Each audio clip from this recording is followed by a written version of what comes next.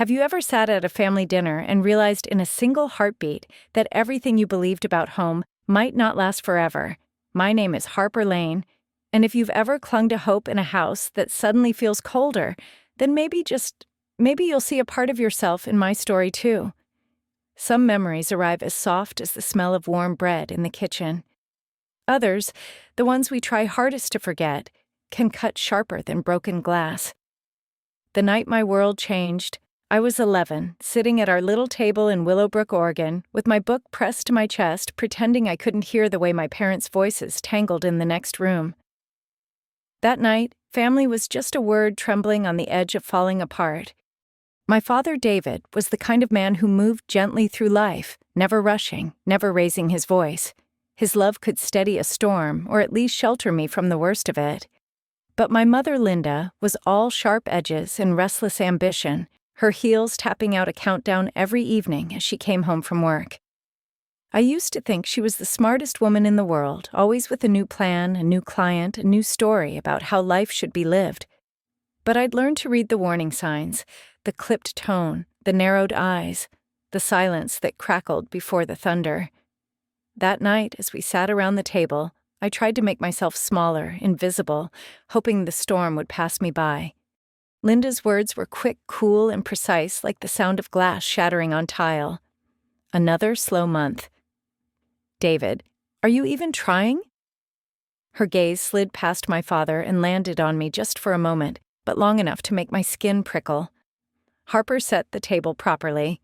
Useless, always lost in your little world. I did as I was told, hands shaking just enough to make the silverware clatter. I tried not to look at my dad, but I saw the sadness flicker behind his tired smile. That's the thing about being a kid, you learn to carry secrets you can't name and swallow hurt you don't have words for. I remember how the room seemed to shrink around us, how the walls echoed with words I wanted so desperately to unhear. "You're just dead weight," my mother said. 4 words. That's all it took. My throat tightened, and I forced my eyes to the pattern in the tablecloth. If I'd just stayed still enough, quiet enough, maybe I could make myself disappear. I didn't know then how deeply those words would root themselves inside me, how they would shape the way I looked at myself for years to come. In that moment, I promised myself I'd find a way to prove her wrong, even if I had no idea how. The next morning, everything was different. There was no scent of baking bread drifting from the kitchen. The house felt hollow, echoing with a silence so heavy I could almost hear my heartbeat. I found my dad slumped at the kitchen table, staring at a letter with hands that wouldn't stop trembling. "Where's Mom?" I whispered, though I already knew the answer in my bones. He handed me the note's sharp, hurried handwriting, spelling out the end of our family as I'd known it. She was gone off to chase a new life with someone who could give her what she deserved. Her final gift to us was a string of words that cut deeper than goodbye. "Harper, don't bother looking for me. You're just dead weight." I clung to my father, feeling the weight of loss settling over us like a thick winter blanket. In that moment, I was certain nothing could ever feel warm again. But here's the thing about heartbreak sometimes. It carves out space for something new. What I didn't know then was that surviving the shattering is its own kind of beginning. And this is the story of how I learned to build something beautiful from the pieces that were left behind. The world didn't end the morning my mother left, but for a while it felt as if it had shrunk to just 2 people, my father and me, adrift in a house suddenly too big and too quiet. I woke up expecting the comforting smell of cinnamon rolls and found only emptiness in the air. My father was still at the kitchen table, eyes rimmed red, his shoulders hunched in a way that made him look smaller than I remembered. For a long moment we just sat there together, neither of us speaking. Sometimes the hardest truths settle in through silence, and I think we both knew that words couldn't mend what had been broken overnight. In the weeks that followed, life took on a strange, dreamlike rhythm. I watched my father try to stitch the days together with routine, opening the bakery before dawn, kneading dough with movements that looked more like muscle memory than hope. I started picking up chores I'd never done before, burning my fingers on the stove, folding laundry the way I'd seen my mother do, fumbling through new responsibilities. If someone had peeked through our window, they might have seen a clumsy dance of survival, 2 people learning awkwardly to keep going when half their world had vanished.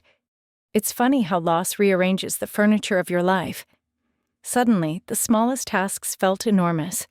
I remember how I struggled to make my own lunch for school, slicing my finger while cutting an apple, then fighting back tears because I didn't want to look helpless.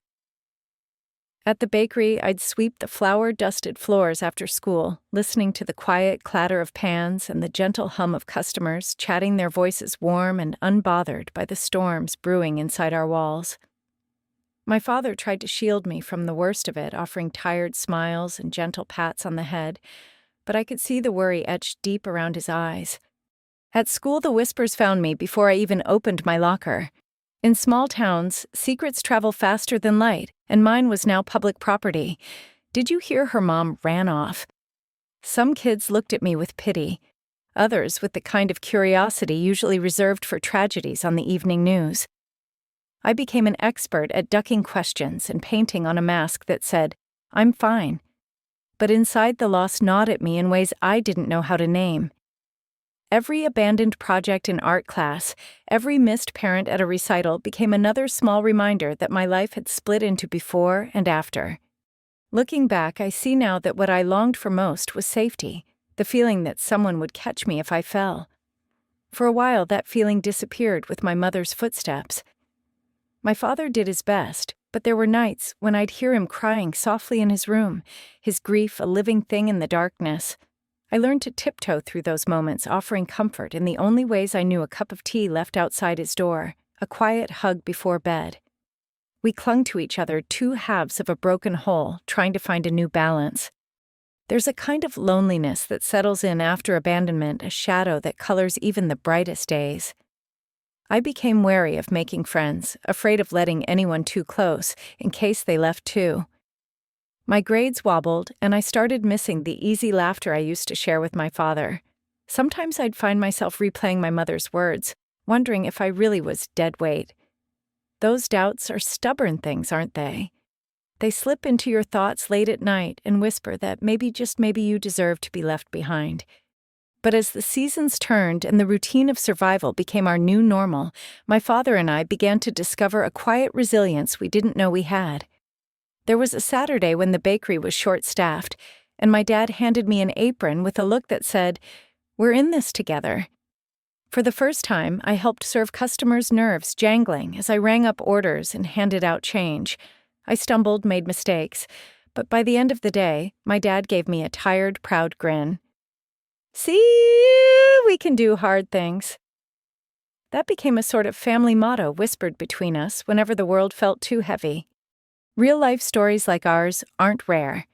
In America, it's estimated that over 24 million children live in homes without their biological father, and countless others grow up with a missing parent for reasons that have nothing to do with death. Abandonment leaves wounds, but it also leaves space to grow, space to build something new.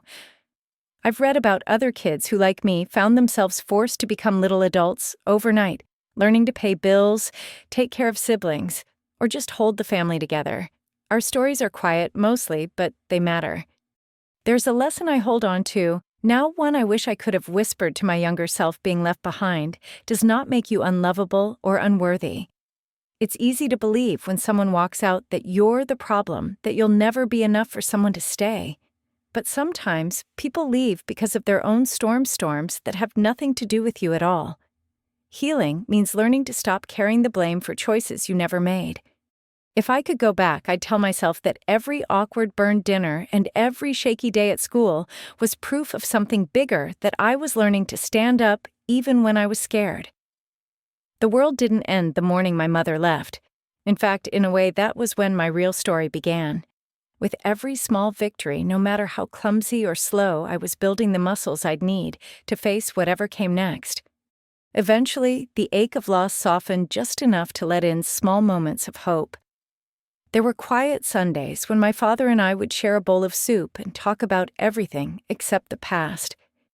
Sometimes we laughed at our own stubbornness, or at the way neither of us could ever remember where Mom kept the good napkins. Slowly, we started creating new rituals, simple things like baking blueberry muffins before sunrise, or watching old black and white movies on the couch. They weren't grand gestures, but they were ours. And as I look back now, I realize those early days of uncertainty gave us something unexpected, the beginning of a bond forged by surviving together. We learned to hold space for each other's pain, to celebrate even the smallest progress, to let the broken pieces become part of who we were, without letting them define us completely. That's the strange gift of abandonment. In the emptiness, you find new ways to fill your life. You learn to patch the holes with kindness, to let in the people who choose to stay, to reach out even when it's hard. It doesn't happen all at once. Healing is slow, uneven, sometimes 2 steps forward and 1 step back. But it happens. And as the months turned to years, I started to see that my father and I were not just picking up the pieces, we were building something new from them. We were in our own quiet way rising. But life as always had more changes in store. And just when I thought the storm had passed, a new wind began to blow, one that would test everything we'd worked so hard to rebuild. With time, my father and I discovered that survival isn't a single moment of bravery. It's dozens of tiny choices stitched together over weeks and months. We didn't talk much about what we'd lost. Instead, we became experts at quiet routines up before dawn, to prep the bakery, then hustling through homework and dinner together each night. For a while, I measured our progress in simple things. The first batch of croissants that didn't burn the day, my dad and I managed to laugh at a bad joke over takeout Chinese food. Grief was still with us, but slowly it started to make room for something gentler. We learned how to be a team, just the two of us, and with each clumsy new attempt, the loneliness began to loosen its grip. There's something powerful about building strength side by side with someone who knows your heartache. At the bakery, my father started showing me more than just how to shape dough. He taught me to balance the books, manage orders, greet customers with a confidence I didn't yet feel. He'd let me stand on a stool behind the counter, watching his easy way with regulars. "People remember kindness, Harper," he'd say, sliding a bag of pastries across the counter with a wink. "It's the one thing that costs nothing, but means everything." I didn't realize then that I was learning far more than how to run a business. I was learning resilience, the kind you only gain by rebuilding a world with your own 2 hands. But it wasn't always smooth. There were mornings when the bakery was slow, the bills piling up faster than we could count them. Some days my father's hands shook as he counted the change at the end of the day, worry tightening his face in ways he tried to hide from me. At school, I started picking up odd jobs, shelving books at the library, walking neighbors' dogs, even helping out in the school cafeteria when things got tough at home. There were moments when I felt the weight of the world pressing down, wondering if we'd ever stop struggling. It's a feeling that's all too familiar to kids from single-parent homes in America, where every dollar matters and every setback feels personal. Looking back, I realize we made mistakes, plenty of them. My father was so determined to prove he could do it all on his own that he sometimes refused help even when we needed it most. I remember a kind neighbor, Mrs. Feldman, dropping by with a casserole and an offer to babysit, and my dad politely declining his pride, just a little too fierce. For a while, I picked up on that same stubbornness, convincing myself that asking for help meant admitting defeat. But I've since learned that real strength isn't about pretending to be invincible, it's about letting others into your struggle. That was one of our first lessons as a family of 2. One fall, our old oven gave out the night before the town's harvest festival, a disaster for a bakery that depended on every weekend sale. My father was devastated. We sat in the quiet kitchen, the smell of burnt sugar still lingering in the air. I wanted to give up, to let the disappointment wash over us and leave us where we sat.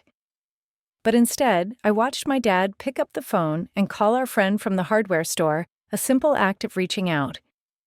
By sunrise, he and Mr. Evans had hauled in a second-hand oven, battered but functional, and we baked through the morning, bleary-eyed but determined. That day, we sold out before noon, and for the first time, I understood that grit sometimes looks like leaning on the people who show up for you. It wasn't just the bakery that started to change. At school, I began to open up to a small group of friends who over time became my lifeline. There was Julia, whose mother had passed away years before, and Marcus, who split his time between divorced parents. Our stories were different, but we all carried scars that let us recognize the hurt in each other. We'd spend afternoons in the library, sometimes talking, sometimes just sitting together in silence, finding comfort in the simple fact that none of us were alone. That's the quiet gift of hardship. It can teach you how to listen, how to be gentle with other people's pain. It's easy in hard times to let your world shrink to just your own struggles. But as we rebuilt, my father and I found small ways to reach beyond our own walls. We started donating leftover bread to the community center on Sundays. Sometimes families came in who were struggling even more than we were. There was one little boy, Timothy, who showed up every week for a cinnamon roll and a story with his grandmother. Seeing him smile made our problems feel a little lighter. If there's a lesson in those years, it's that giving, no matter how little you have, can be a light not just for others but for yourself. The more we gave, the more our sense of home returned, not because things were perfect, but because we chose to build new memories in the place where old ones hurt. There were still tough days, still moments when I'd wake up missing my mother, or worrying that something else would go wrong. But each small act of rebuilding made us a little stronger, and with every setback we faced together, I grew a bit more certain that family was something you created, not just something you inherited.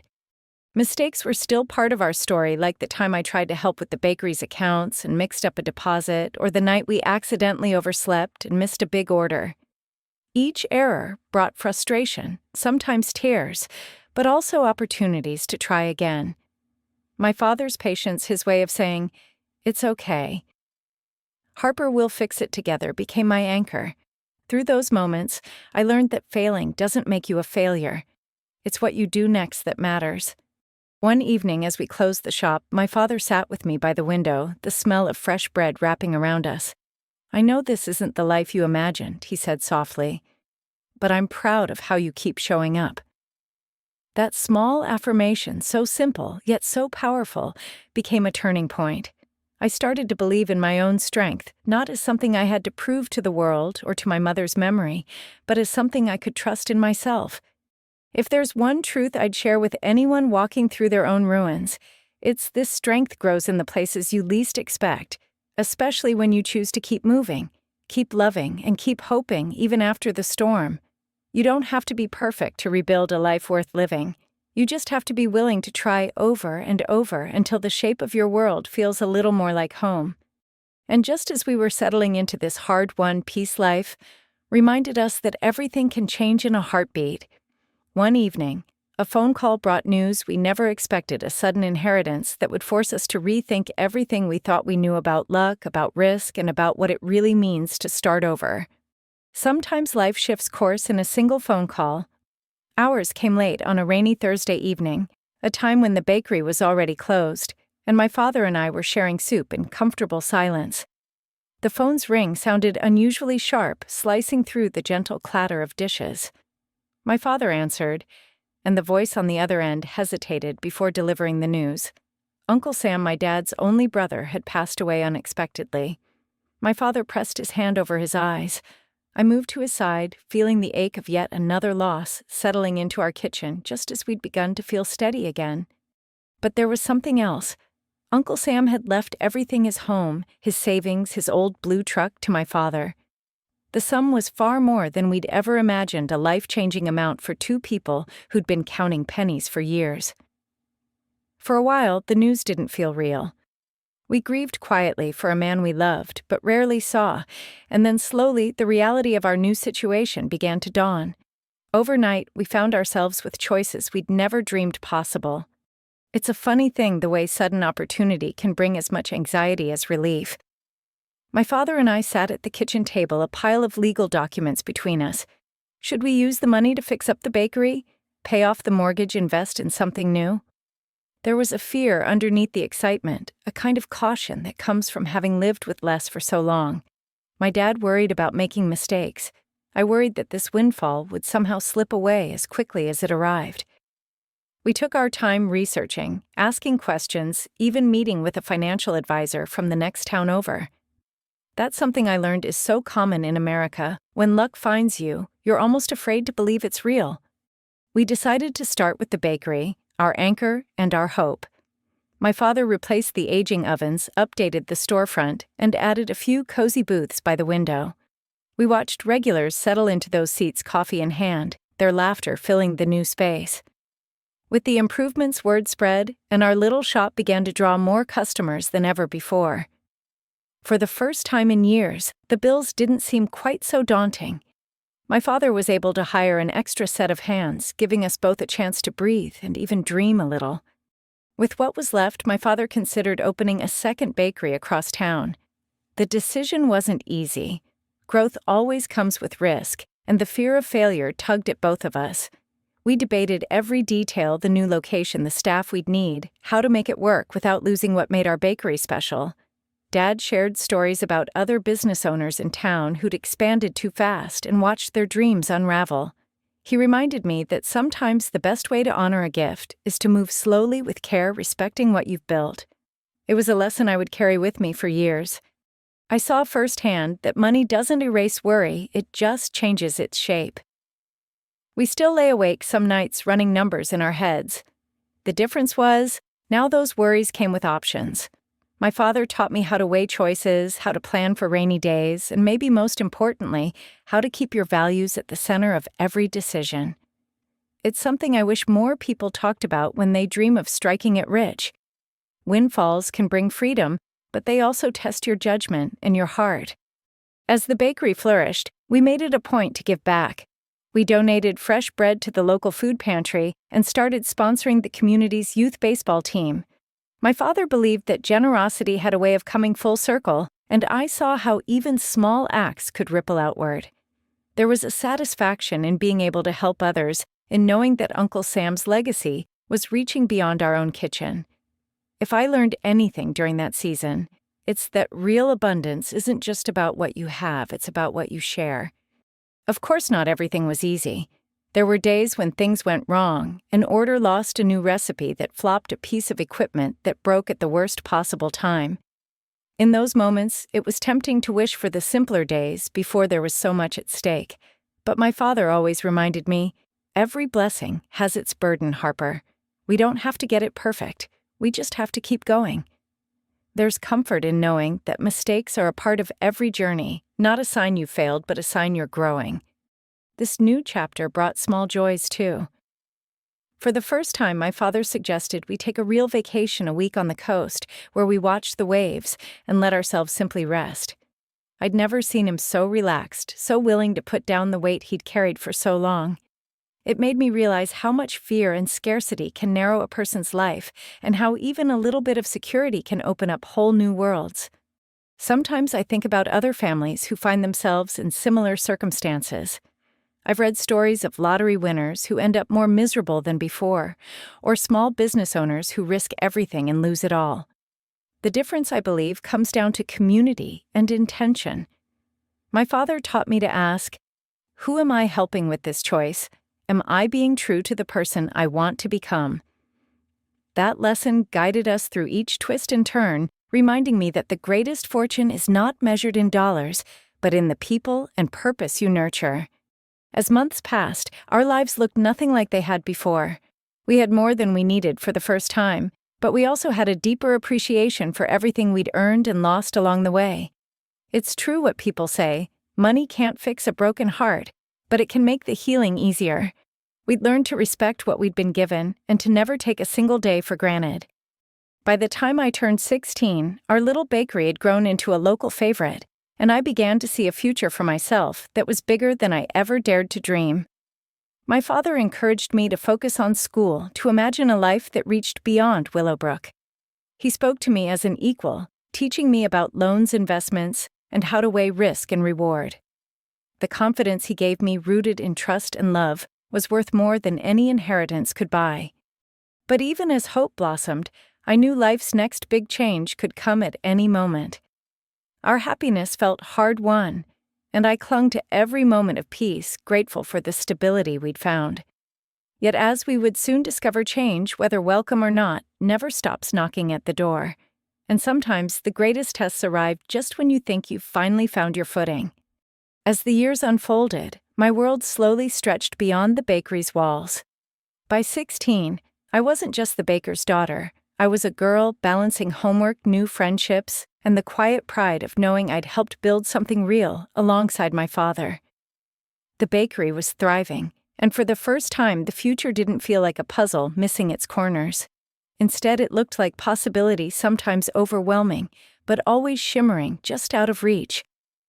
On weekend mornings, I watched families gather at our tables, their laughter mixing with the smell of fresh bread. I realized that even when life tries to convince you you're dead, Waite's small acts of showing up again and again can tip the scales toward hope. Still, the journey from shadow to sunlight isn't a straight line. There were nights I'd lie awake, anxiety humming just beneath the surface. What if it all slipped away? What if something happened to my father, or the bakery failed, or I let everyone down? It's a feeling I later learned is common for kids who grow up with sudden loss. Even as life stabilizes, you're waiting for the next shoe to drop. Sometimes I tried to chase those fears away by taking on even more, signing up for extra classes, working weekends, helping out in the community. It was my way of convincing myself I could control the uncontrollable. My father noticed, of course. One afternoon, he found me buried in a mountain of homework and receipts. He sat down beside me, his voice gentle. "You don't have to prove your worth to anyone, not even to yourself." He explained how easy it is to mistake busyness for value, especially in a culture that prizes hustle above healing. His words stuck with me. In America especially, it's common to equate self-worth with achievement, with never resting, with constantly chasing the next big thing. But what I needed most was permission to breathe, to trust that I was enough simply by being. Learning to manage money became its own education. Dad showed me how to balance a checkbook, how to read a bank statement, and how every dollar tells a story of choices made, risks taken, mistakes survived. At 17, I opened my first savings account and started budgeting my summer job paychecks. I made mistakes, of course, overspending on things I thought I needed, letting small fees nibble away at my balance. Each misstep stung, but Dad reminded me that every error was just a lesson in disguise. Better to trip now while the stakes are small, he'd say, than to stumble when it really counts. Sometimes I envied friends whose lives seemed simpler. No worries about bills or whether the car would start in the morning. But I also saw their struggles, the pressure to fit in, to live up to expectations set by families who looked perfect on the outside, but were wrestling with their own storms behind closed doors. My best friend Julia's parents divorced the summer before our senior year, and she found herself split between two homes. Her sense of belonging stretched thin. We talked about how growing up means realizing everyone carries something heavy, even if you can't see it at first glance. Looking back, I think those years taught me empathy, the kind that comes from surviving your own messiness and seeing how resilient others can be too. At school, I volunteered as a peer mentor, helping younger students navigate the awkwardness of middle school. Many were kids from single-parent families or living with grandparents, just trying to find their footing. We shared snacks and stories in the library after school, and I realized how much it meant to simply listen to remind someone that their feelings made sense. In those moments, I felt myself growing not just older, but wider and kinder. As graduation approached, my father and I talked more about the future. He encouraged me to dream bigger than the boundaries of Willowbrook. "The world's bigger than you think, Harper. Don't let fear keep you small." We spent evenings researching scholarships, reading about colleges, and discussing what it would mean for me to move away. The idea scared me, but it also sparked something, a sense of possibility that had been dormant for too long. I started to picture a life where I could stand on my own 2 feet, not because I needed to prove myself to my mother or anyone else, but because I was ready to choose my own path. Real life, though, doesn't always follow the straight lines of our plans. I applied to several colleges, got into a state university with a partial scholarship, and spent that last summer working at the bakery to save for books and rent. When the time came to leave, my father handed me a small envelope. Inside was a simple key, my key to a tiny off-campus apartment, a gift made possible by Uncle Sam's legacy and all the years we'd spent rebuilding. I cried, feeling both gratitude and a bittersweet ache knowing I was stepping away from the home we'd built together. That fall, I arrived on campus with 2 suitcases and a determination to make every lesson count. College was overwhelming at first, so many new faces, so much to learn, and 1,000 ways to get lost. I joined a student organization that helped first-generation college kids like me navigate financial aid registration and the odd loneliness that comes from not having a map for this new world. I studied finance, remembering the early days with Dad at the kitchen table, and found a knack for numbers that surprised even me. But with every new beginning comes uncertainty. There were moments I missed Willowbrook desperately, the smell of fresh bread, my father's steady reassurance, the comfort of knowing exactly where I belonged. I made mistakes, picked the wrong classes, overspent my grocery budget, struggled with homesickness that sometimes felt like a physical ache. But through it all, I kept coming back to the lesson Dad had taught me. It's okay to not have it all figured out. You just keep moving forward, even when you're scared. If there's one thing I wish more young people knew, it's that adulthood isn't a destination. It's a journey filled with trial and error resilience, and above all, grace for yourself. We're all just figuring it out as we go. Each mistake, each awkward conversation, each small victory builds the foundation for what comes next. You don't have to do it perfectly. You just have to keep showing up one day at a time. And as I settled into this new chapter, balancing work study and the fragile hope that I could build something lasting, I had no idea that life was about to shift again. Just as I found my footing, the ground beneath me would tremble with news that would test every bit of strength I'd spent years growing. Sometimes the hardest news arrives when life feels most settled.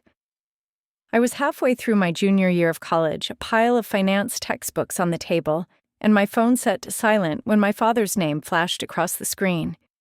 It was a weekday early afternoon. He never called unless it was urgent. I answered, and instantly I could hear something different in his voice, a careful quietness he reserved for moments when he wanted to protect me from pain. "Harper, honey, do you think you could come home for the weekend? There's something I need to talk to you about." My heart dropped, and even before the words came, I knew everything was about to change. When I got home, my father looked older than I remembered his frame, smaller inside the kitchen he'd built up with such hope. We sat at the same table where we'd weathered storms before, and he told me quietly he'd been diagnosed with late-stage pancreatic cancer. There was no fighting the way I wanted, no easy fix, or hope for a miracle cure. In that moment, I felt the world slow down, as if every detail, every clock tick, every dust mote in sunlight was suddenly sharp and real. The one constant in my life, the person who had always been there, was slipping away. The next months passed in a blur of hospital visits, medication schedules, and long meandering conversations that always felt too short.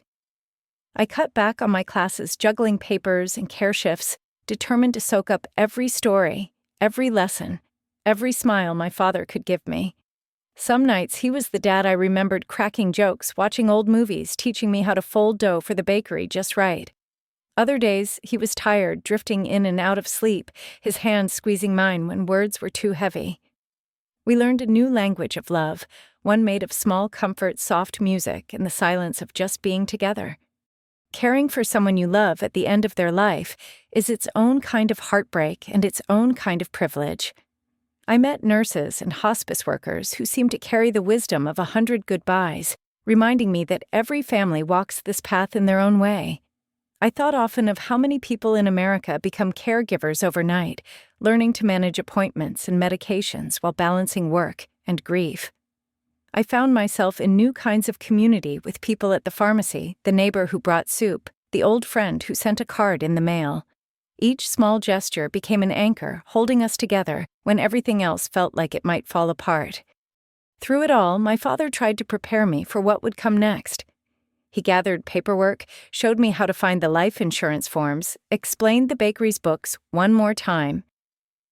"I want you to be okay, Harper," he'd say, and I would nod, not trusting myself to speak.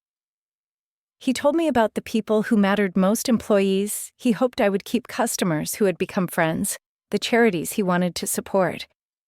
I realized that legacy isn't just about money or property. It's the sum of every kindness, every relationship, every lesson you leave behind. My father's real gift wasn't the bakery or the savings account. It was the certainty that even in his absence, I would never be alone. Real life is full of contradictions. There were moments when I felt angry, angry at fate, at the unfairness of losing my parent, just as I was learning who I wanted to become. Sometimes I felt guilty for wanting just one normal day, or for laughing at a silly story in the middle of so much sorrow. These emotions are natural. I learned part of the messy truth of grief. I found comfort in support groups, where others shared stories of loss and love of saying goodbye and starting over. It helped to know I wasn't alone, that my pain was echoed in the hearts of so many others. In the final weeks, Dad insisted we spend time doing the things we loved. We baked bread together, him guiding my hands when his strength faded me, holding the memory of those lessons close. We looked through old photo albums, telling stories I'd never heard before. Sometimes we just sat together in the quiet sunlight, warming the kitchen, knowing words weren't always necessary. He asked me to promise I would keep moving forward to build a life filled with purpose and compassion, not regret. The day he passed was gentle, a clear morning, the smell of fresh bread still lingering from our last batch. I held his hand, whispered that I loved him, and felt the kind of peace that only comes from knowing you gave and received all the love you could. The world once again felt both smaller and infinitely vast. I moved through the motions of the funeral, the condolences, the legal tasks, feeling numb and impossibly old and heartbreakingly young all at once. Losing a parent redefines you. For weeks, I felt unmoored, drifting between memories and a future that suddenly seemed uncertain.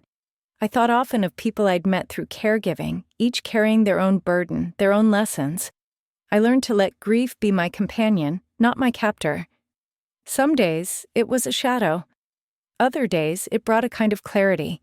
Life is brief and astonishing, filled with loss, but also with second chances. In the months that followed, I found myself returning to the lessons my father had given me.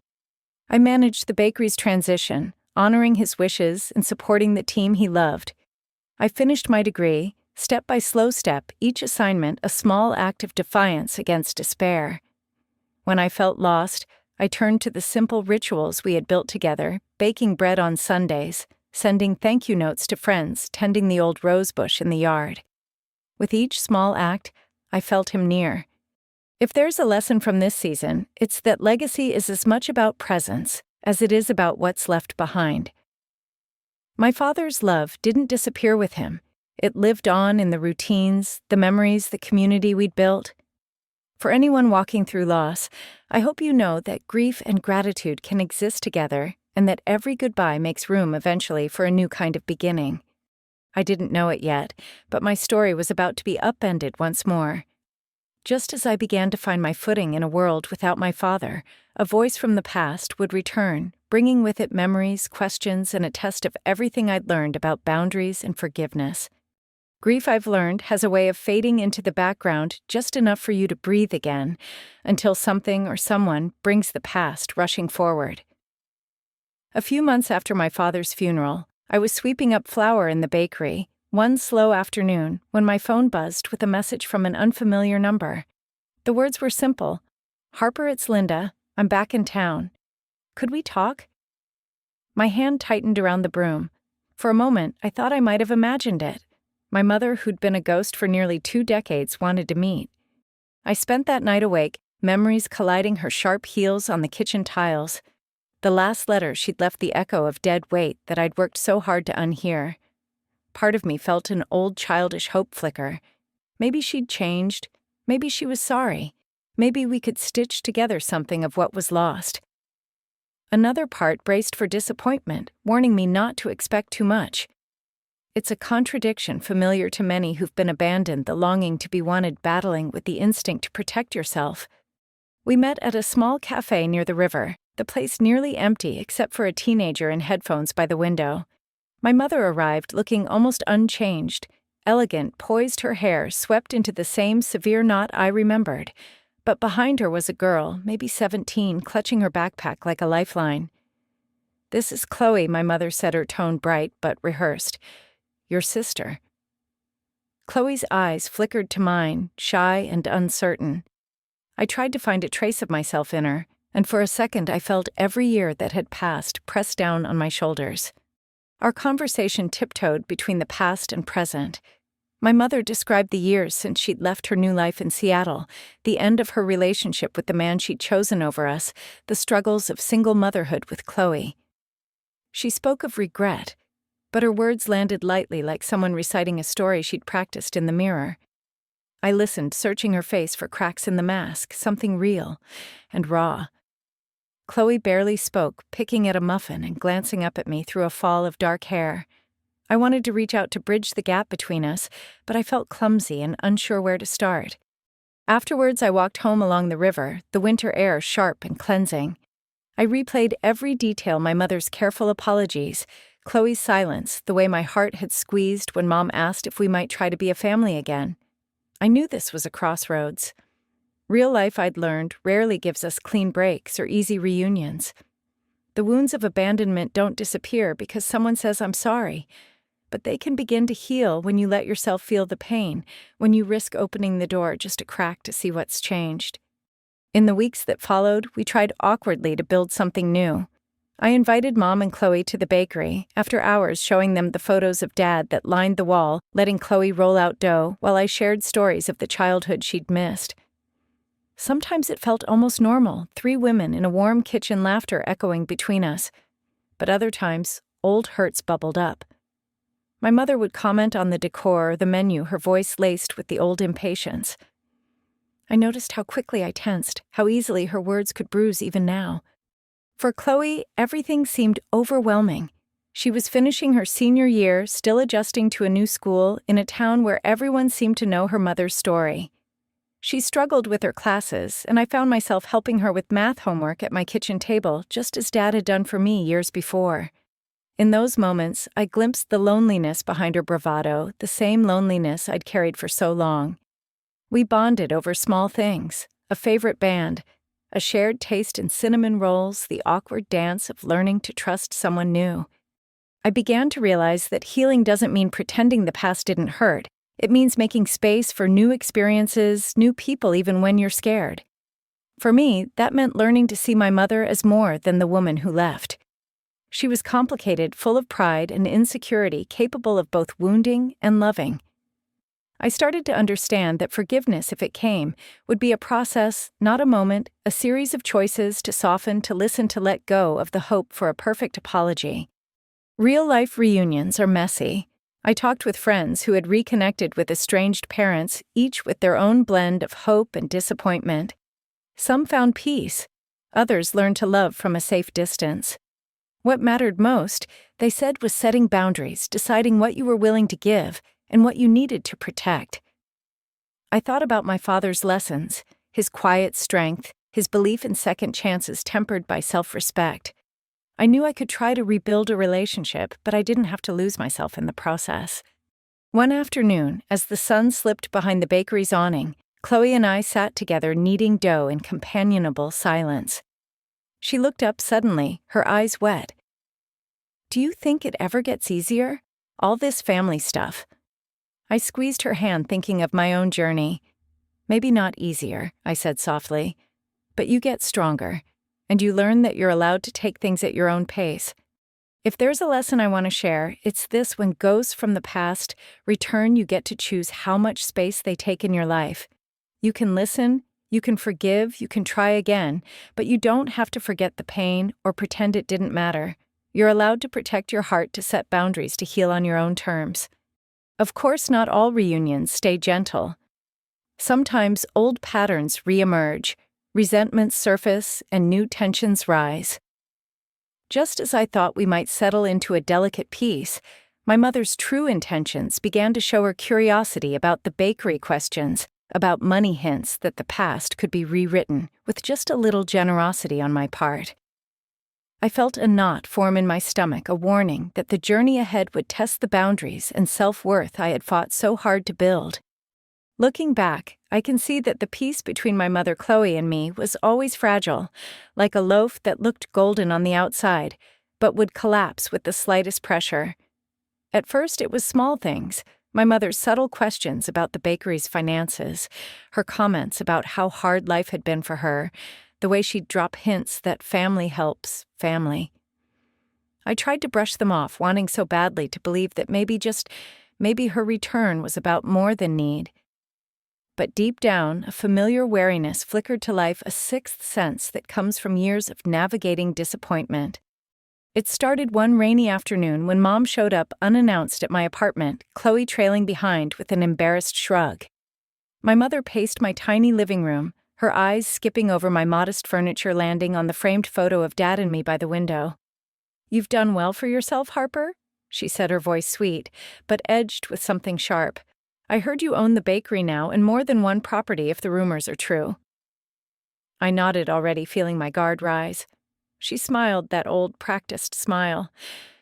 "You know, with Chloe finishing high school and college on the horizon, it's tough. I was hoping you might help us out. Maybe let us stay a little longer, or even, well, share some of what you've built. After all, I am your mother." It's a story I've heard in one form or another from friends and acquaintances who've had a parent return after years away. Sometimes what comes back isn't remorse or reconciliation, but a claim to what you've built in their absence. For many, the hope of family is tangled with the reality of manipulation. I tried to keep my answer gentle but firm.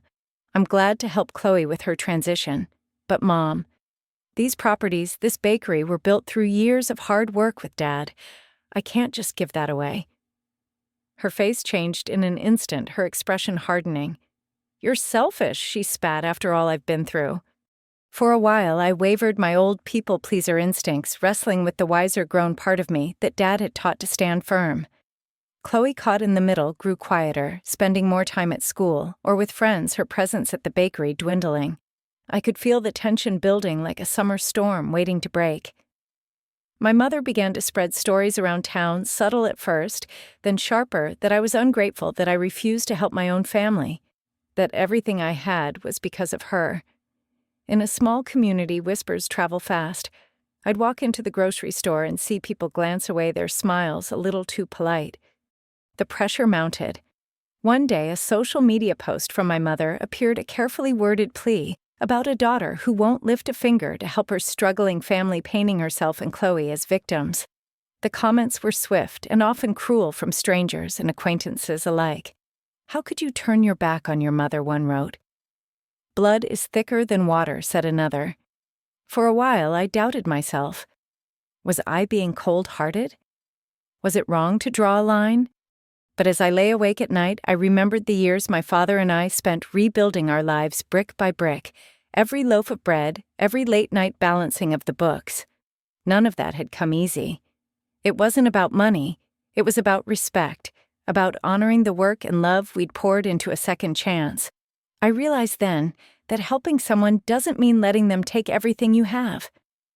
Boundaries aren't just fences. They're doors you open and close to protect what's sacred. In America, where the myth of unconditional family loyalty runs deep, setting boundaries with parents is often seen as radical. But sometimes it's necessary for survival. The bakery became both my sanctuary and my battleground. My mother would show up demanding meetings, accusing me of betrayal. Chloe watched, torn sometimes, apologizing quietly after her mother left in a huff.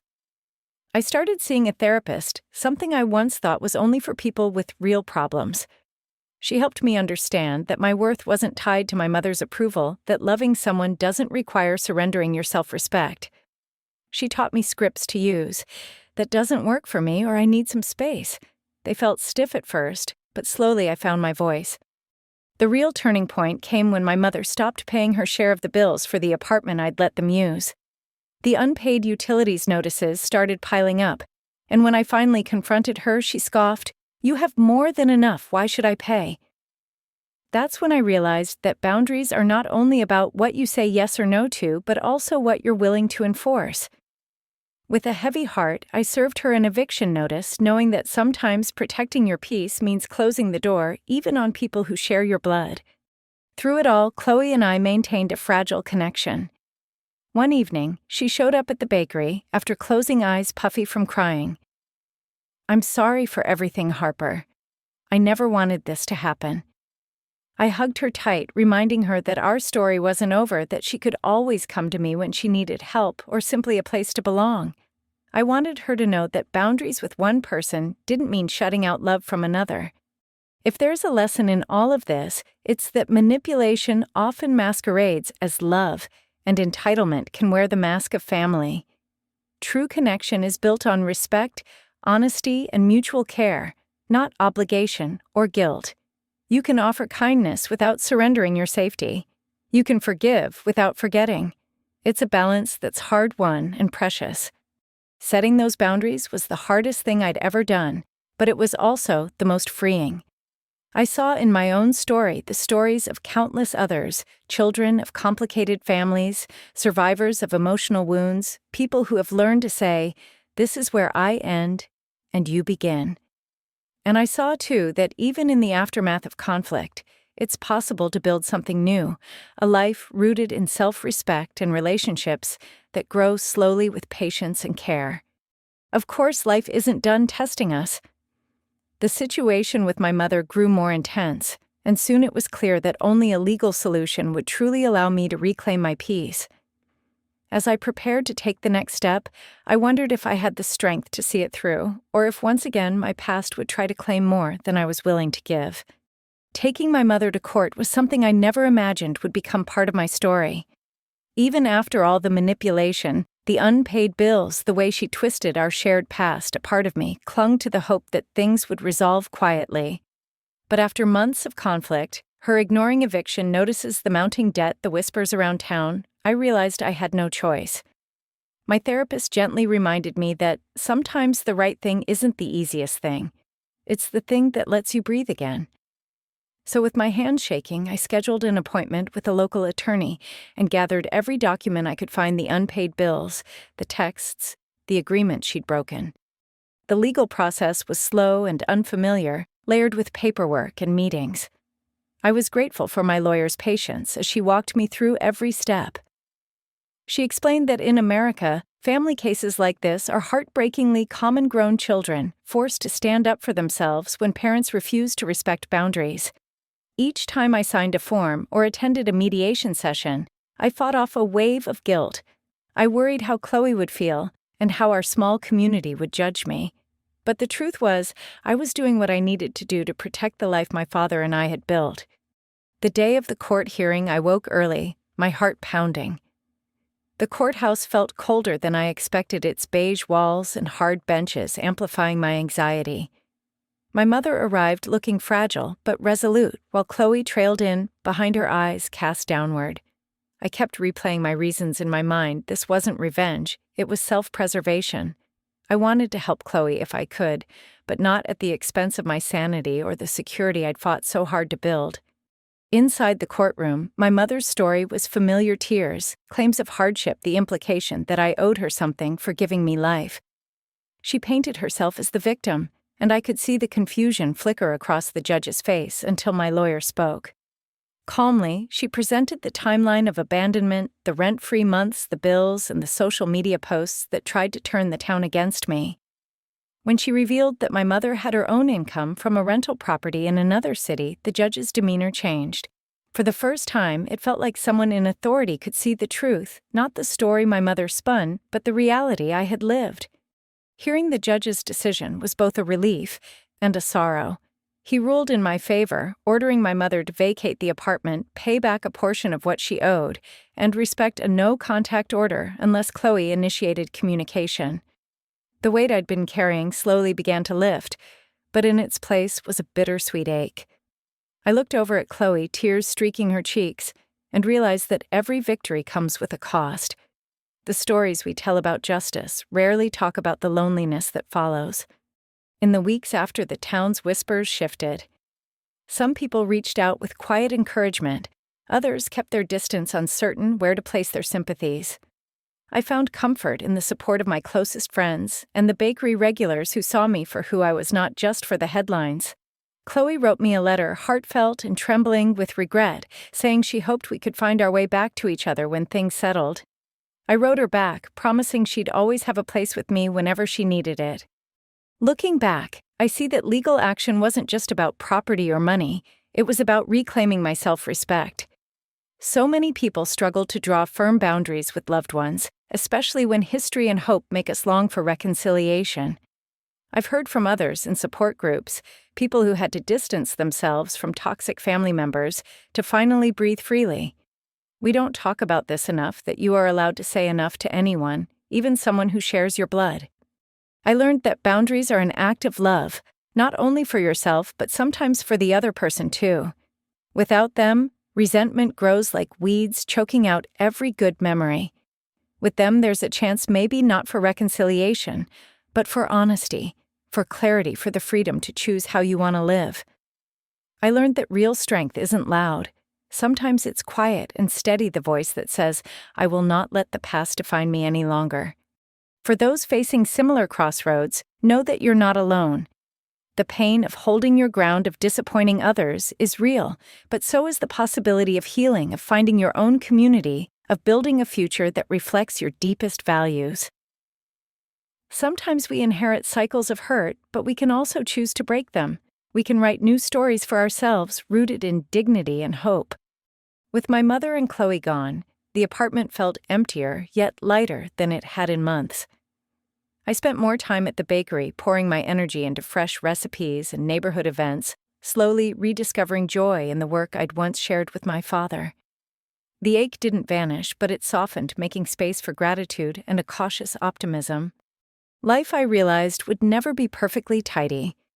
There would always be questions I couldn't answer and pain I couldn't fix. But in standing up for myself, I found a new kind of peace, a quiet assurance that I could weather what came next. And as I swept the bakery's floors at closing one evening, sunlight pooling across the tiles, I knew that while family is never simple, there's always room for a new beginning. A new chapter was waiting, not just for me, but for anyone willing to claim it. The only question was, would I have the courage to let go of the old story and step fully into the life I was finally free to create? There's a certain quiet that settles in when the dust of conflict finally clears. For the first time in years, my apartment and my heart felt spacious, free from the constant hum of anxiety and the echoes of old battles. I found myself waking up before dawn, standing at the bakery window with a mug of coffee, watching the sky turn pale blue. The world outside moved on, just as it always does, but inside I felt the shift, not the absence of pain, but the presence of possibility. Looking back, I can trace the winding road that brought me here, each step shaped by both love and loss. I remember the night my mother left, how her words marked me, how my father's quiet strength became the foundation I rebuilt myself on. I think about the years of struggle, the aching loneliness, the small victories that seemed insignificant then, but are precious to me now. I remember the gift of Uncle Sam's inheritance, the bakery's revival, and the pride of learning to stand on my own 2 feet. I recall the years when adulthood meant balancing school and work, making mistakes, and learning that worth isn't measured by how much you do, but how much you care. I remember the day my father called me home to say goodbye, the heartbreak of losing him, and the gift of every lesson he left behind. And I'll never forget the day my mother returned a ghost from the past, bringing both the hope of reconciliation and the test of boundaries I'd fought so hard to build. What I've learned is that family for many of us is both our deepest wound and our greatest well of strength. We are shaped by those who stay and those who leave. We are called to forgiveness, not to erase the past, but to free ourselves from carrying it like a stone. Forgiveness, I learned, is a process. Some days it's a choice. Other days it's a gentle loosening of resentment, an openness to letting life unfold beyond what hurt us. Setting boundaries, especially with those who share your blood, was the most radical act of self-love I've ever attempted. It wasn't about closing doors. It was about building a home within myself, a place where I could welcome people with open hands instead of open wounds. I discovered that saying no to someone's demands was also saying yes to my own peace, my own future, my own story. Chloe and I remain connected sometimes through awkward texts, sometimes over quiet cups of coffee. Our relationship is built slowly, with honesty and space for both of us to be imperfect. I want her to know that she can choose a different path, that we aren't doomed to repeat the pain we inherited. I hope she feels the freedom I fought for, the invitation to build something gentler for herself. At the bakery, I see reflections of my journey in others' regulars who walk through their own storms, neighbors who remind me that resilience is always communal. I started a monthly support group at the shop, inviting people to share their stories of loss, forgiveness, and growth.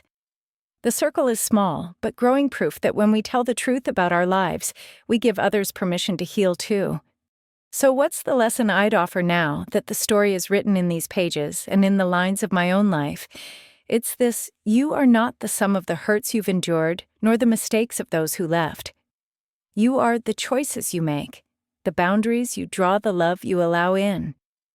Healing is not a destination, it's a practice, 100 small decisions to open up, to rest, to start again. And you are worthy of all the new beginnings your heart can hold. If you've walked beside me through this journey, through grief and hope, through nights of doubt and mornings of courage, I want to thank you. Your presence matters. Your own story matters. If you saw yourself in any part of mine, please consider joining this community. Like, subscribe, and leave a comment sharing your experience, your questions, or your hopes for the future. I read every message and respond with the care you deserve. Together, let's break the cycles that no longer serve us. Let's build new traditions, new families, new ways of belonging. Because healing is a journey best taken together, and I'd be honored if you'd walk the next part with me. Thank you for trusting me to share this story. If you're ready for more real-life journeys of resilience, redemption, and hope, don't forget to subscribe, hit the like button, and share your story below. We heal in community, and your voice could be the inspiration someone else needs today.